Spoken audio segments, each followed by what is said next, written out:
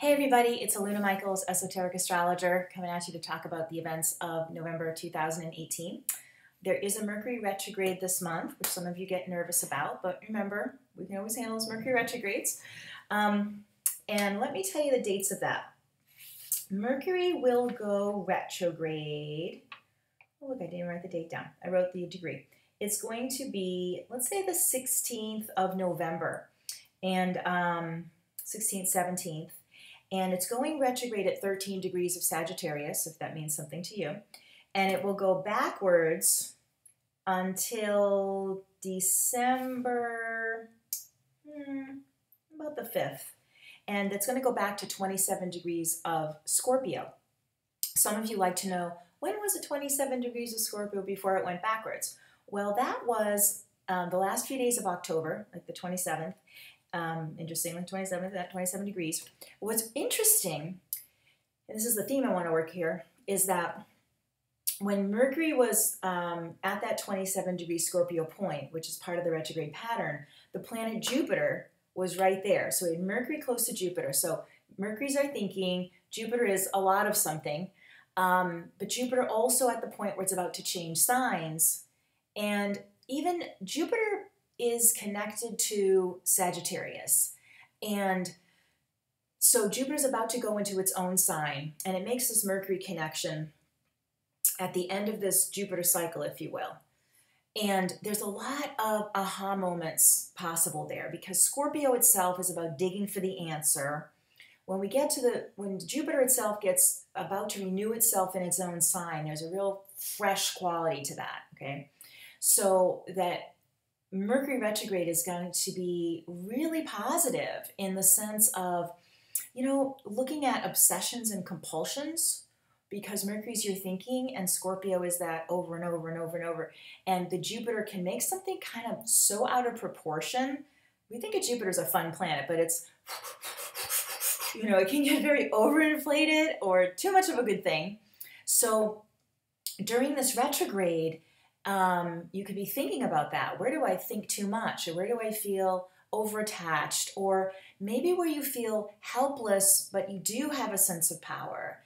And I think it's really hard when we're dealing with the sign of Scorpio, because it is so much about obsessions and compulsions, that we still have choice. And it's almost like, in AA, they talk about the first drink gets you drunk, that when you make the choice for the first drink, and then you kind of lose more choice because you kind of already started down a path and it takes more energy to pull out of that. Scorpio is kind of like that idea that it's like, when is that first thought like not a good train of thought? And then it's harder to get off the train, than it is to just not get on it. And you could be thinking about those sorts of things about, and maybe you can think, I got trapped in that again. Okay, there's that. I'm having illumination on that. I don't like this train of thought, or I don't like how I feel. What have I been thinking? And what triggers me to think that? And, and when you come up upon that point, again, it's like, last time I went down that, it didn't work out very well. And you might have more awareness. Like there's also one of those sayings that you walk down a street and you fall in a hole, and then you walk down the street and you saw the hole, but you fell in, and then you walk down the street and you see the hole and you walk around the hole, and then the end of the story is I walk down a different street. And it can be kind of that idea with this Mercury retrograde. You can find yourself in the hole and be like, oh, wow, I am in it again, aren't I? And in a space of curiosity could be part of that Mercury retrograde, especially because it is retrograding in Sagittarius when it finally turns. So we have it go a pre-retrograde in Scorpio, goes into Sagittarius, backs up into Scorpio. So it can be, because Scorpio sometimes can be very self-punishing. And, I'll never change, it's so doomy gloomy sometimes. And the Sagittarius element of it is like, there I am again doing that. And maybe I'm going to be careful, and I see myself on the edge of the thought that's going to go blah. You can say, I'm on the edge of that. I'm going down anyway. Okay. Now I'm on the edge. I don't want to do that. And there can be more and more awareness about where you do have the choice, or where you lose a sense of choosing, or you get swept up in the current of the thought.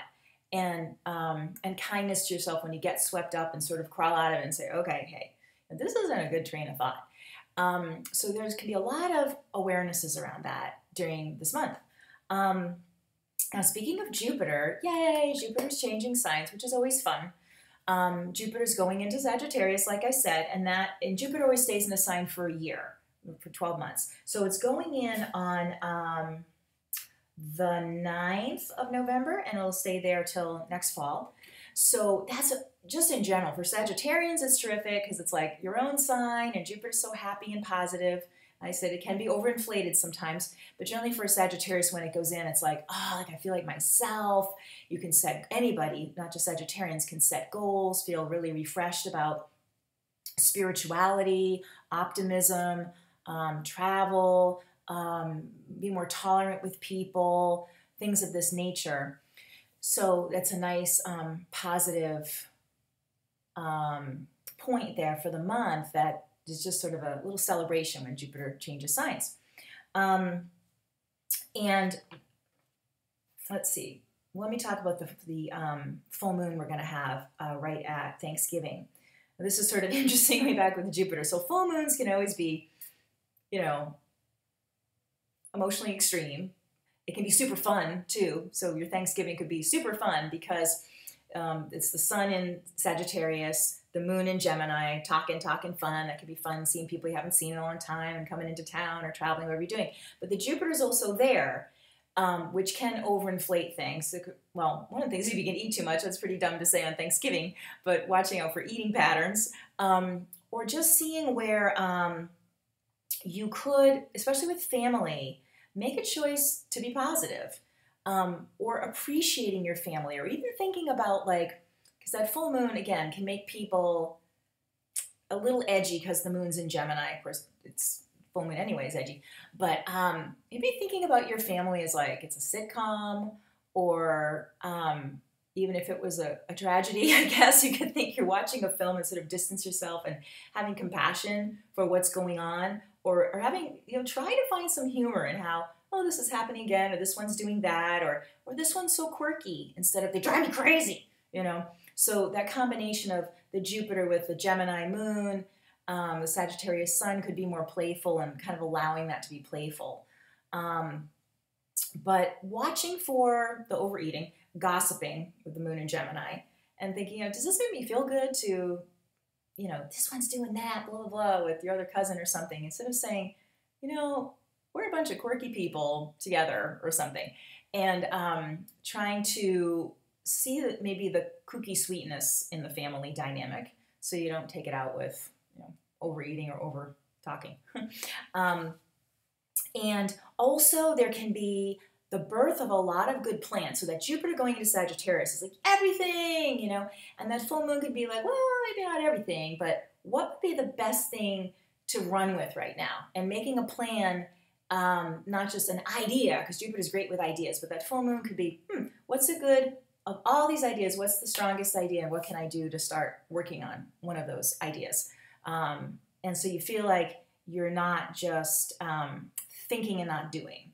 So that could be one of the things that happens at Thanksgiving. And if you're practicing like gratitude, really working with gratitude and seeing where your heart really leads you on the next path for yourself, or a next spiritual step to take for yourself, or something like that, and having it come out of what your heart really wants, instead of like Jupiter in Sag can just be like the candy, like the penny candy store I used to go to when I was a kid, and it's like, you only have 10 cents, and which one's are you going to get, or something. Those ideas of like, there's so much, but I could have everything, but which one's the best? And where's my heart leading me? Instead of like, wow, this whole thing. So there's some regrounding that can happen with meditation and centering it on your heart. The other thing to talk about is, this is a little complex. Venus is retrograde, which we talked about last month. It was retrograded in Scorpio. At the beginning of November, it's going back into Libra for a while. It will go direct on the 15th, which is nice. But as Venus backs up into Libra, the planet Uranus is going from Taurus back into Aries. And that'll be for a few months. It'll go back into Taurus in, it's May, right? Yeah, March, the beginning of March. So it's in Aries again for a little while. But the idea that they're both changing signs and they're opposite each other, because Libra and Aries are opposite, that's interesting stuff. Now, because Uranus in Aries is so impetuous and passionate, and Venus in Libra is, so much about love and expectations of others. There can be something here with balancing your expectations in relationships. If you have any money issues, because Venus in Libra, it could be overspending type stuff, especially the retrograde pattern. It could expose impulsiveness, Uranus and Aries, with money stuff. So it could be a really good time to look at, what are you channeling into being sloppy with money or over purchasing or something like that. But also in terms of romantic relationships, fights that come out of over expectations or lack of kind of like that. Libra so much is about that partnership, but it is about, because it has that tension, Libra does, of being the opposite of Aries, which is so individualistic. And Libra's like, blend, So having the Uranus-Venus is like, I'm still me. Like, I love you, but I'm still me. I'm bringing a whole me to this partnership. And this Venus and Uranus kind of doing this before Venus goes direct mid-month is like, how am I enmeshed with this person? Like, or controlling the other person, or angry at something I could do for myself, or it's kind of like extricating yourself so the relationships are actually stronger instead of irritating or weakening somebody. Hopefully it's making sense with my fingers here. But so a lot of the month can be about that centering and grounding and knowing how much as an individual you have to give to someone else, and that we're all standing strong together, making strong relationships. And some of that could go back to that idea of obsession or compulsion.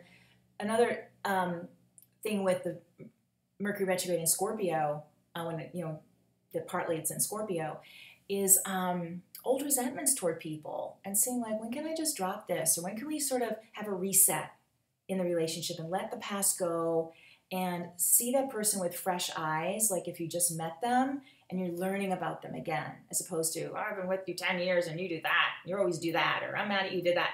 It's like, all right, let's be like this and kind of say, oh, there you are. And maybe even going with that full moon, again, that quirky, like, yeah, this person has their quirks. And if I met them, what was that quirk like when I first found out about it? I might have thought it was cute, like on a first date or the first month I knew them or something, if it's a romantic relationship. But so there's an idea of freeing yourself and not to be alone and I have to get away from you, but I feel like when there's a little breathing space in between, I see you more clearly. Like if you put your face up in a Christmas bulb, it gets all warped. You kind of go back a little bit and you're like, now we both look normal to each other. I look normal to myself. I'm not acting weird, whatever. So it's a real refreshing kind of a month from that delving in your meditation and rediscovering things about yourself that enhance connection, and for other people, you're rediscovering with them. And even discovering talents in yourself, again, like with the Jupiter into Sagittarius, like, oh, I can do this, or I want to do that, and I can do that, and I'm ready to do that. And then things falling into line, because Jupiter in Sagittarius especially is so much about synchronicity. When I realize this new talent or this new goal, then all these pieces start falling into place that make it easy for me to achieve that. So the idea here, a lot of potential energy wrapped up in the resentments or this, or even pooping on yourself in your mind. It's like when I stop doing that, gain control of the thinking, and I'm viewing people properly and sweetly, there's kind of a weight off your mind that then channels into other positive things and healthier the relationship. You take all that gunk out, it's clean in between the two of you, and you have all this energy for new goals. So, and remembering everybody's quirky and on their own spiritual path, and kind of looking at everyone with a little bit of sweetness and humor, including yourself. So hopefully that wasn't too long, so there's a lot to talk about there. If you'd like to get in touch with me, you can check out alunamichaels.com, send me an email through there, give me a comment on YouTube. My phone number is 248-583-1663. I have gift certificates for the holidays. I should mention that because it's coming up. And or you can always get a session for yourself and have me look at more specific things in your chart that relate to what we're talking about. So have fun until then, discovering all those new things and tapping into more energy to be happy and successful. And bye for now.